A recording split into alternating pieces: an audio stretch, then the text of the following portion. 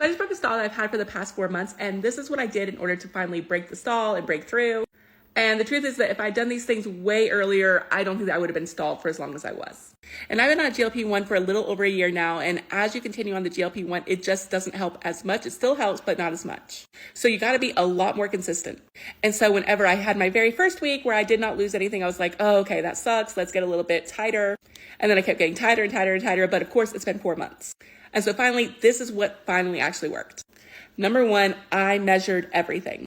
So before, wherever I was like, okay, I think that's like 1 tablespoon of olive oil. It turns out it wasn't 1 tablespoon of olive oil. It's like 3. So I was having a lot of calories that I did not account for, even when I thought I was on track. Number 2, I increased fiber.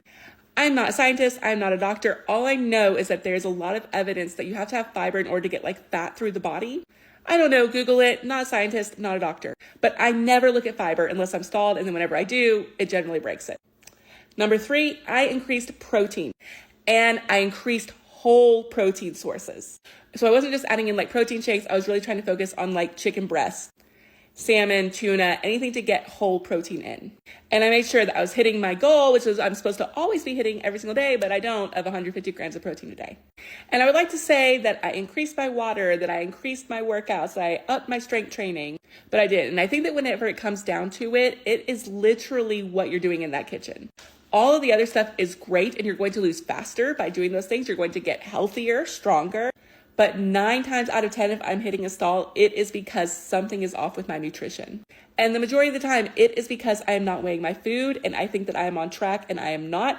Or I've taken to eating more processed foods, more packaged foods. And I don't think that there's anything wrong with packaged and processed foods, but I do think they are very easy to overeat. And I'm not exactly sure if those sources of nutrients are as good as whole food nutrients. Again, not a doctor, not a nutritionist. I do know whenever I go back to the basics, the stall will break within a week, maybe 2.